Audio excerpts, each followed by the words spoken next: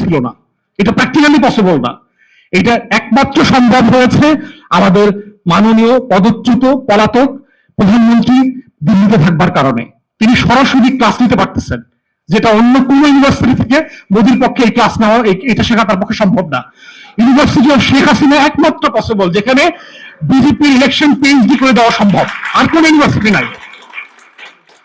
তাহলে এইটা শুধুমাত্র ইলেকশন মানে ইঞ্জিনিয়ারিং আকারে পড়লে চলবে না, এইটার জন্য দেখতে হবে যে আমার রাজনৈতিক প্রশ্ন এখানে কোন দল জিতেছে। এবং সবাই আলোচনা করতেছে বিজেপি জিতেছে এত সিট, ওই সিট, মমতা এত বছর ক্ষমতায় ছিল, ক্ষমতা হারাইছে, এই সেই। কিন্তু এর ভয়ঙ্কর দিক হচ্ছে যে হিটলারের নাৎসি বাহিনী আপনার সীমান্ত এসে পৌঁছে গেছে। And as a nation, you are in sleep. কোথাও কোনো তর্ক নাই। এখানে একটা ভয়ঙ্কর ঘটনা ঘটতেছে। এটা তো একটা দল না, বিজেপি, যেটা আমার আগের ভাই বলে গেছে।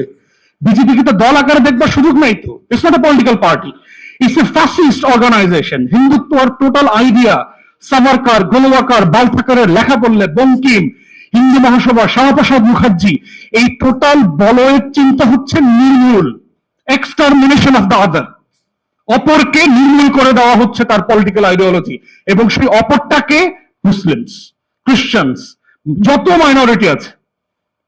এবং এক্স্যাক্টলি সেই ঘটনাগুলো ঘটবে গত 14 বছর, যেটা আপনারা কাশ্মীরের খবর আকারে পড়েছেন, উত্তরপ্রদেশের খবর আকারে পড়েছেন, অন্ধ্র মধ্যপ্রদেশের সেই মুসলিম গরু ব্যবসায়ীকে ট্রাক থেকে নামায়া পিটায় মারা ফেলছে, এই গল্প শুনেছেন।